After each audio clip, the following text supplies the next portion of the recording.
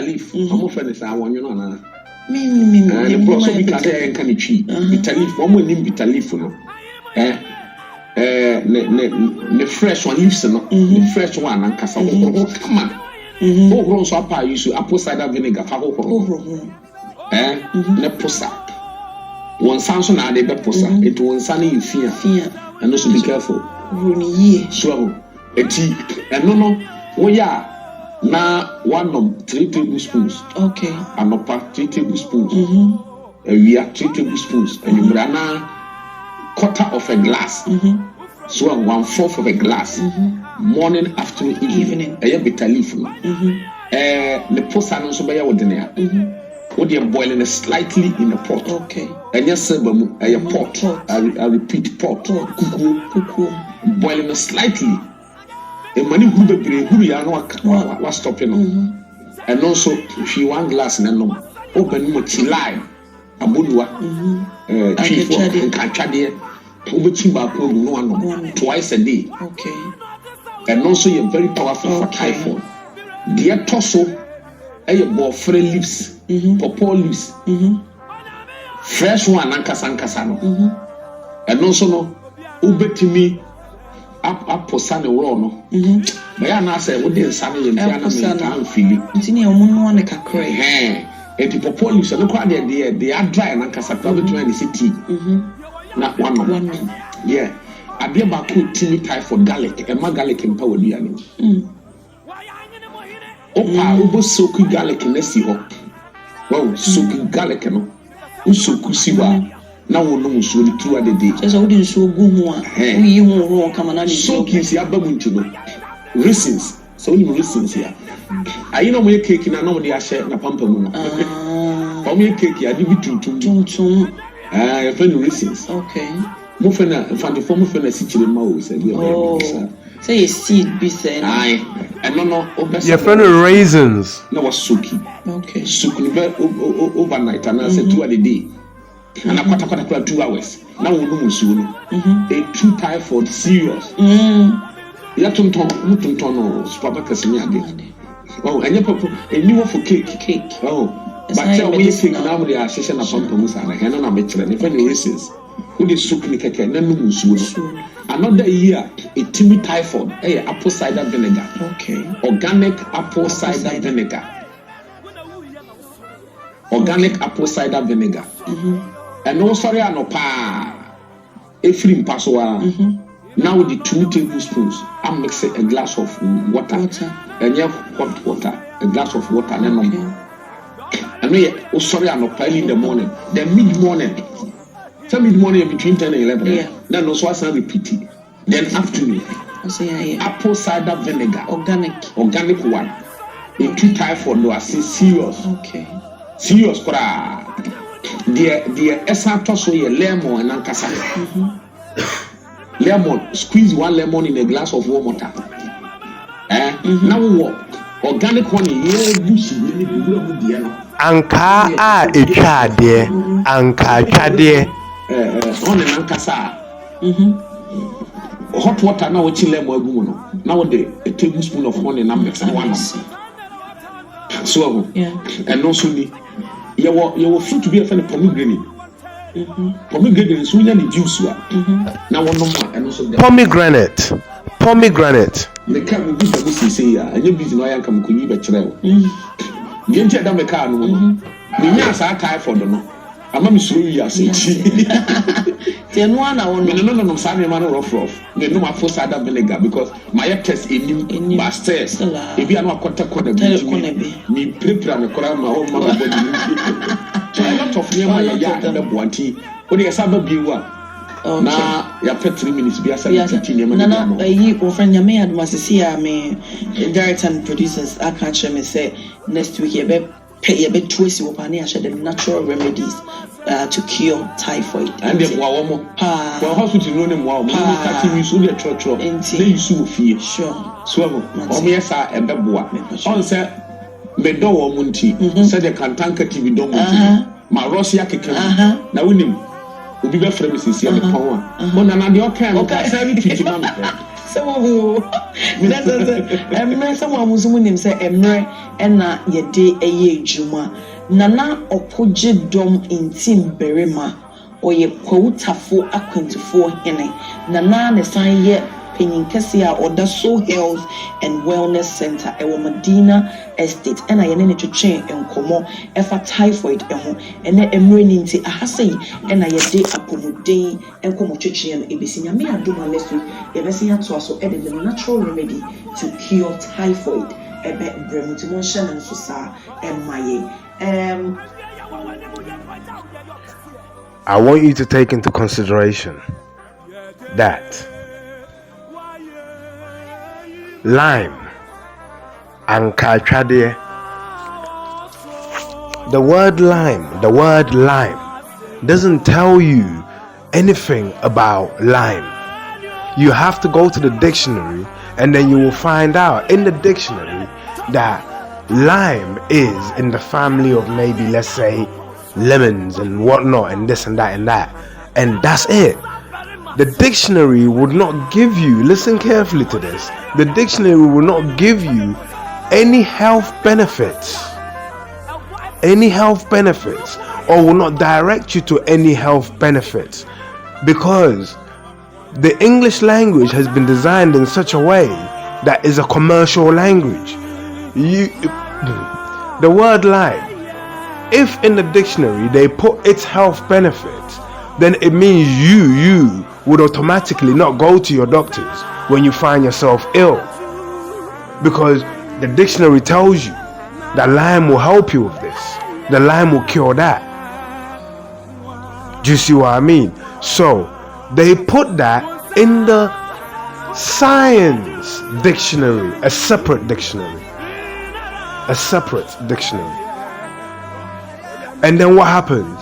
If you want to be a mechanic, you will never go and buy the scientific dictionary. So you will always depend on someone who wants to be a scientist, who wants to be a doctor, a biologist, to tell you what's good for you. And in doing so, that person, instead of giving you lime juice, will not give you lime juice. They'll give you what they have made to commercially profit from. But get this, the Hebrew Archaeology T99 of the Akans, their ancestors, they're rich, they were rich, they're still rich. They lived like King Solomon did, on gold, on rubies, on diamonds, on oil, on everything. They live on lush land. These people did not have a focus for money. They didn't have a focus for money. Why? Because they had it, but they had the backing for money, gold. They had everything. They were wealthy people. So what did they have time for? They had time for themselves. So when they did all their scientific research, and when they did all their scientific findings, they had so much time that instead of writing books, which they knew can be stolen, because they had the experience in Timbuktu, in Mali, in the libraries of Alexandria, where all the knowledge they collected and put into paper was stolen, and that which couldn't be stolen was burnt. So they knew they had to go back to an ancient formula. It was called the Oralist. The Oralist.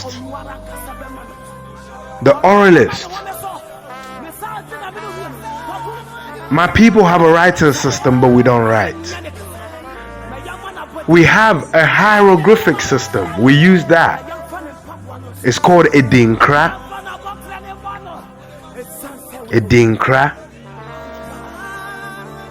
They were so good with the art of language that they took it to the verbal skill, where right now I'm talking to you because I'm talking in English.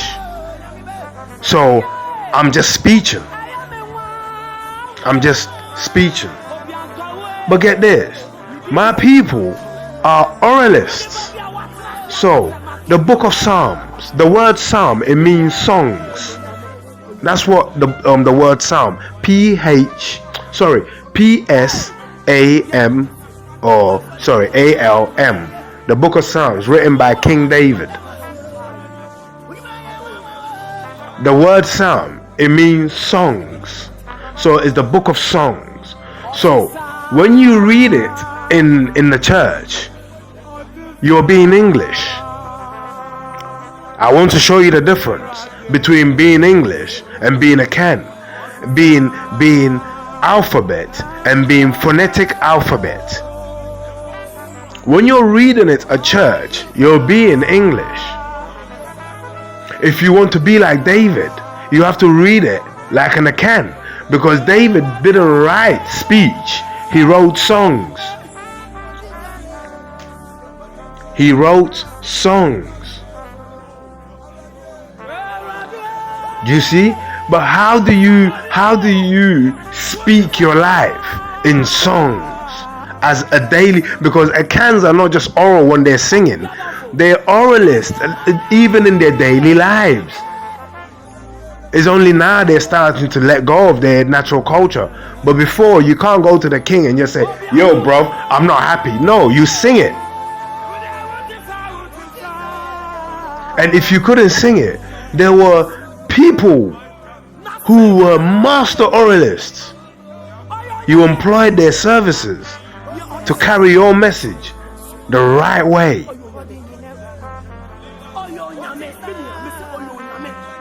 The accepted way. So how did my people put information in their language?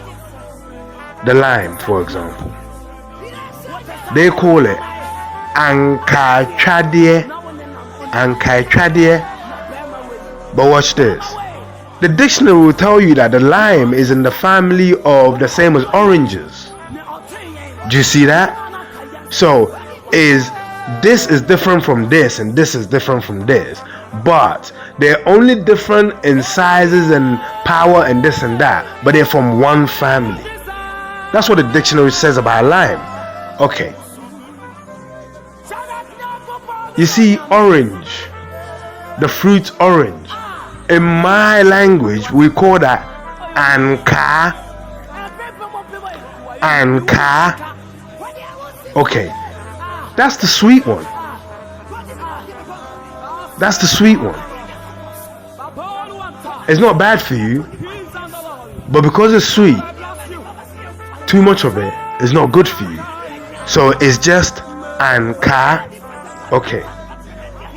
But when they came to the lime to name the lime, which is different from the orange, but in the same family, they called that Anka Chadie. So just like the dictionary does it, they tell you that it's in the same family because the name Anka belongs to the orange and is also present here. So this is the same family, but this is a different member of the same family. This one has a specific job. They're writing a scientific report within the language. And what is the specific job of this particular Anka? They call it Anka Chadie. In my language, if I say Chadie, Adie, what I've said is cut something. Cut something. So this is orange that cuts things, or that cuts something. Listen carefully. This is orange that cuts something. They're indicating this does something for you. They're indicating this is beneficial to your health in some way.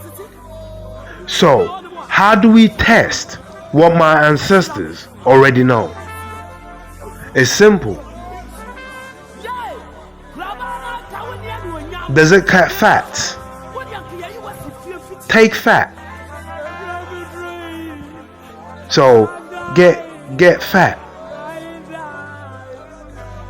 put into a bowl, put ankaa etwa there, ankaa that cuts things, put that in there. Test number 1. Close it, put it to one side.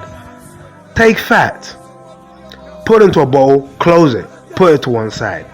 Take fat, put into a bowl, take ankaa, just ankaa, the sweet one, put it in there and leave it.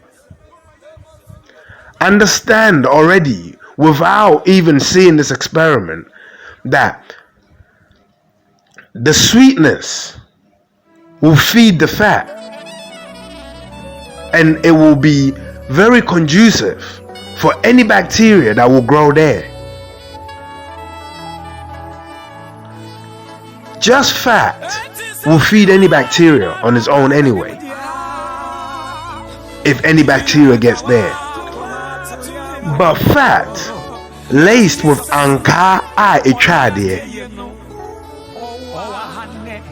what would it do to the fat? Would it cut it? Yes, it would. When you're fat,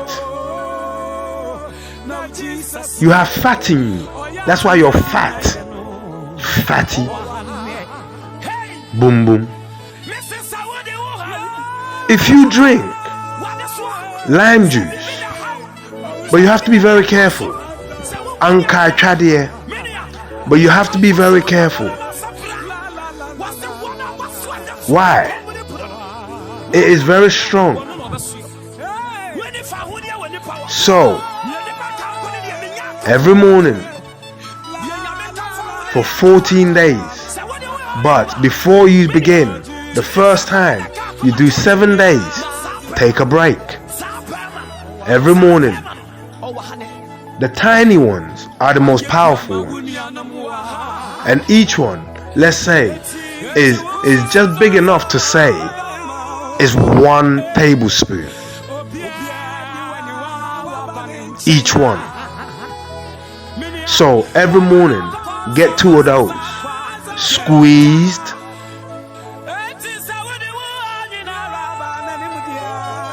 add a little bit of ginger. So get ginger, peel it, mush it, and then squeeze the juice into it. Add garlic to that and squeeze all that into it. Add honey, and get this. Instead of adding normal water, you listening? Instead of adding just a little bit of normal water, get elderberry leaves. Elderberry leaves. And the stem. Clean that. Boil it. Whilst you're boiling that, add ginger to it. Add garlic to it as well. When you're finished, put that through a sieve. Make that cool down. That is a natural juice all the time in the fridge that you can just drink away. Add a bit of honey. That is the water that now you're going to use to mix this concoction every morning. First for 7 days, take 7 days break, and then 14 days, and take 14 days break, and then 7 days, take 7 days break, 14 days, take 14 days break. Do that for about 2 months while you're exercising. It's also good for you see cancers, tumors. These things they feed on the unhealthy things in you to kill the healthy things in you. And one of the best things that powers these bad agents is fats and sugars. Fats and sugars.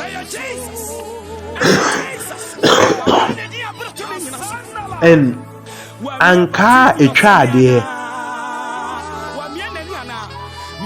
The orange that cuts through things. Grease, fats, poisons, this, that. It will cut through these things.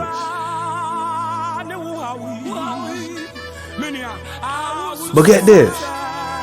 When you start developing tumors, the tumors are feeding on all the bad energy. When I say bad energy, sugar's bad energy. So people with cancer automatically should refrain from sugar. It should be the first thing your doctor should tell you. You should refrain from sugar. You should refrain from sweet stuff.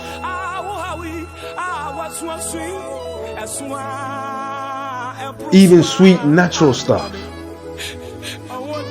Immediately you should go to sour stuff. Because get this, even in the science and the chemistry of cooking, you combat sweet with sour and you combat sour with sweet. Sweet and sour, they come hand in hand. If the problem has been developed because of too much sweetness, you combat it with sourness. If the problem has been developed because of too much sourness, you combat it with a bit of sweetness. There is someone out there who requires sugar or some form of sugar to be introduced by force into them. And there's someone out there who absolutely needs you to keep sugar away from them. Do you see what I mean? Anka Ichade.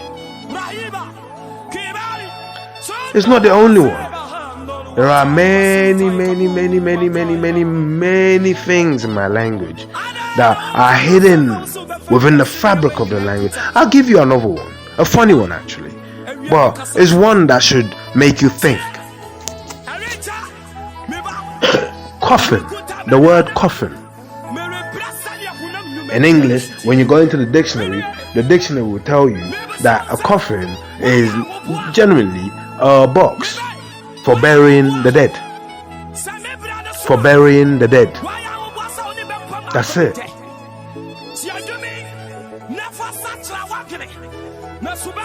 When you come to Hebrew Archaeology T993, they call the coffin Endaka. Endaka. Now, it's a phonetic language. They don't write dictionaries, so they had to come up with a creative way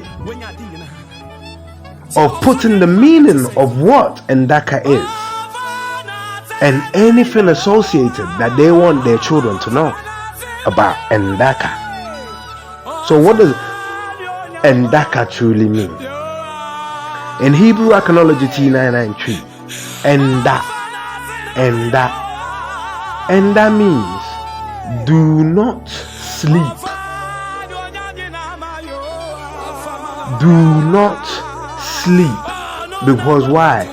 Sleep is a state of death. So sleep is a state of death. And that do not sleep. And that, because it's a phonetic language, has many variant meanings. It also means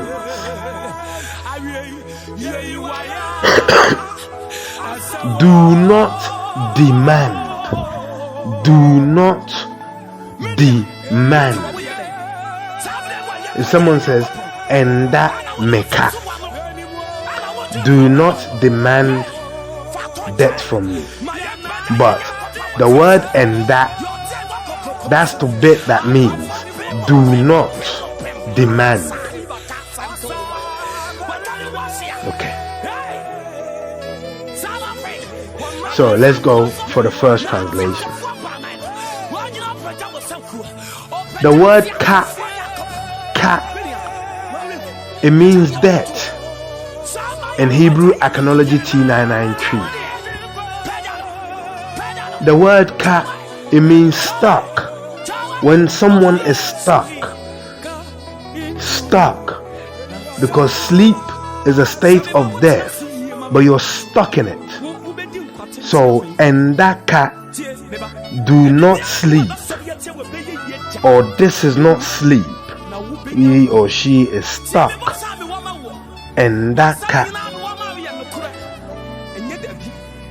The other translation, Endaka, do not demand debt.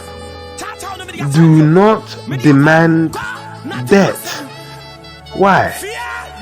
It's a warning, just like the Egyptians will tell you, because we are also 22 phonetic alphabetic characters, just like the Egyptians, Freemasons, and the Grecians. We are also hieroglyphics writers. It's called a Dinkra, just like the Egyptians taught the Freemasons and the Grecians. And we have a phonetic language, just like the Freemasons and the Grecians, but not the English. But get this. Do not demand debt. Why? When you see someone in a coffin, it's an indication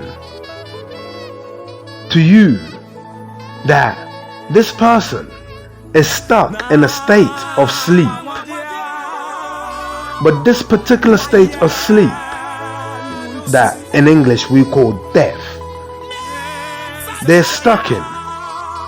So do not demand debt from this person. Why? It's a warning to you, the living. Because you see, my people, we believe in Kura, Kura,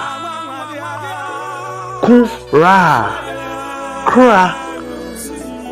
The Egyptians say Ra means soul. Kun means fight. Kun means war. Kun means fighting. Kun means warring. Akans are saying the fighting soul, Kun Ra. The warring soul, Kun Ra. You see? So, we believe that the body,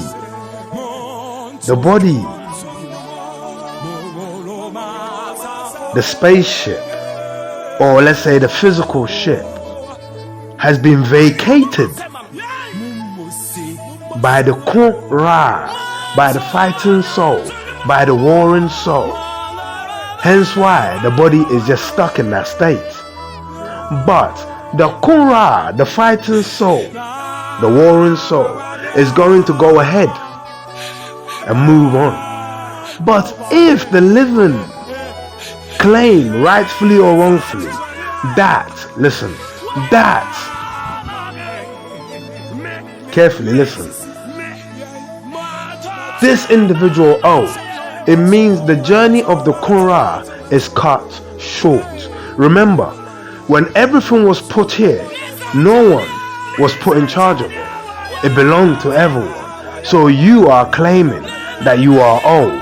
It means you are saying that you have claimed something that you didn't create, and now you are demanding it at this point of Endaka.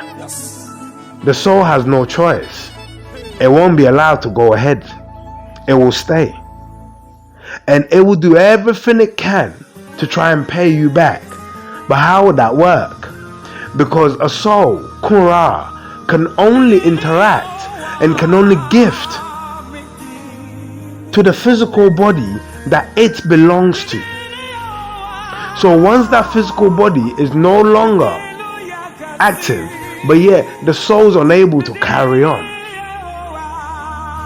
it means now this soul, which has access to everything, because in the soul realm everything is balanced. In physical life, nothing is balanced. You don't own anything until you buy something. But that was not how things were arranged in the first place. But in the soul world, nothing has changed. You have access to everything. Everything is yours. You're the owner of everything. Because you're in a kingdom where there are no inequalities. Do you see what I mean? And if you had a debt in the soul world, it wouldn't matter. You would just say, oh, just take it and walk off. And what would you be telling the person to take? That which is everywhere. Do you see what I mean? But in the physical world, unfortunately, it doesn't work like that. So watch this. You demanded the debt, The soul has access to everything, but cannot gift it to you because you are not its physical body. But the soul can still pray. And their only prayer is to clear the debt. So, for example, me, if, say, for example, God forbid, but you found me in Ndeka and I owed you like, let's say 10.7 billion, yeah, and then you turned around and you went, fucking crackhead, I'm gonna kill him, he's fucking, oh my god, he's gonna kill me, I'm gonna kill him, this boy owes me 10 mil, immediately, oh fuck, I stop. I'm not going nowhere. I'm like, yo, Jafunso, the fuck? Alright, cool, no worries. I start doing my legal prayers. God, let that boss hit him so he can come here and I'll pay him his bill. God, let that, oh my god, he sees enemies aiming a shot at him. God, let him move to the left so that, oh, the enemy's got a bad eyesight. God, please, this is a legal prayer because I need to pay a debt. And you said we should clear all our debt. So God, I need to clear my debt. I'm stuck here. Bring him here so I can give him his shit. God, let this bullet hit him. Pow! The strongest prayer is from the soul realm. Do you see what I mean? So Ndaka, do not demand that from he or she who is in the strongest realm and angry and, ready to move on. It's a warning. We don't write dictionaries. You are the walking dictionary. And that's only possible when you're phonetic. Not when you're English. When you're English, you need 50 encyclopedias.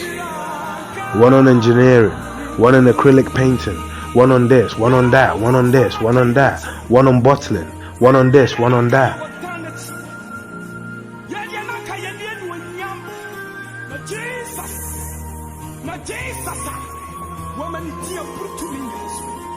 The greatest mathematicians were Africans. Maths was started by Africans. The Egyptians. This is fact. This is fact. But it wasn't started by the Egyptians.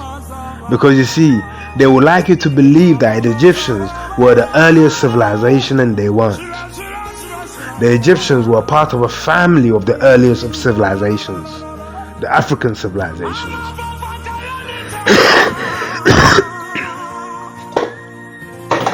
The only reason why, let me give you an example. Medical reports, yeah. Africa has them. I've shown you in the Jinyame sign. Astrological reports. Well, the first university in Spain on European soil was Sankowe University. It was built by the African Moors. Not as slaves, no. They came in and said these people need to learn something. They need to learn about the universe, the stars. So they built a university to teach. And then they taught the Europeans about the stars and the moons and this.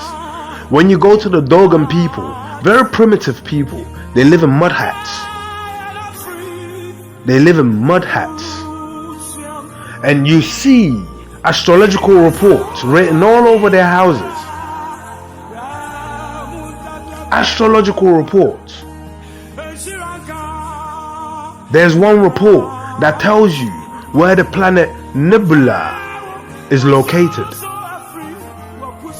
and the planets surrounding it. Well, these are primitive people that don't even have a binoculars. Listen carefully. They don't have a binoculars. And it has taken one of the most powerful binoculars. It's taken us over 100 years in the modern world to build a binoculars powerful enough not to see it, but to pick up the shape of the area and the dots roughly, and compare it to what these primitive people of Africa say is where their physical eye cannot see. And they don't say that their physical eye has seen it. They even say they travel there. But they make it clear you do all that by going into the spiritual self. So they brought something that they took from the spiritual self and they brought it into a report in the physical self and wrote it on their houses. It means that if they tell you about journey 2, the journey is real. But they're honest enough to say it wasn't physical. Like the moon landings, it's fake. They haven't been to the moon. It's physical. If the Dogons tell you they've been to the moon, they'll tell you, yes, we go into the states and then we travel to these stars. But when they come back without any binoculars, they bring you the maps of their journey.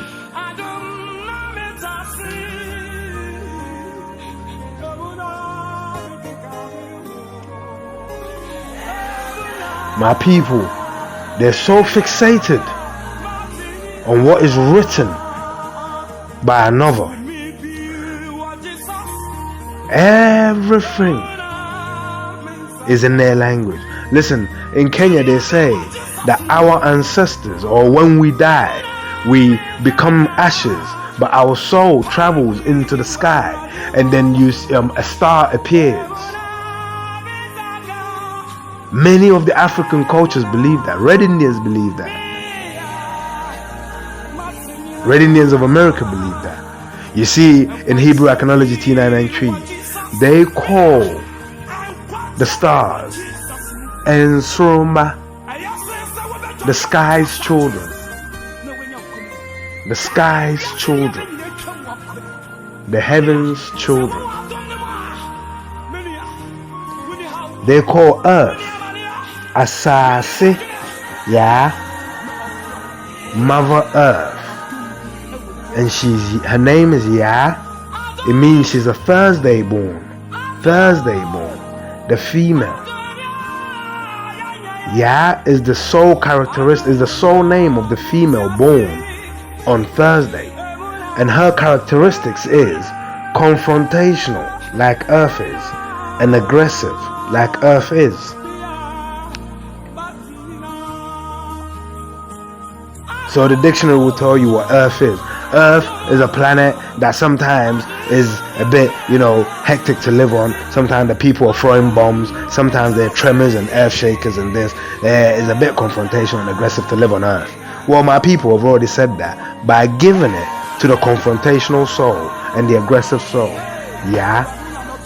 Which the Masons will confirm when they met Ya Asante Wa, a grandmother with saggy tits, who decided to put on war gear and face them. Good morning and good night.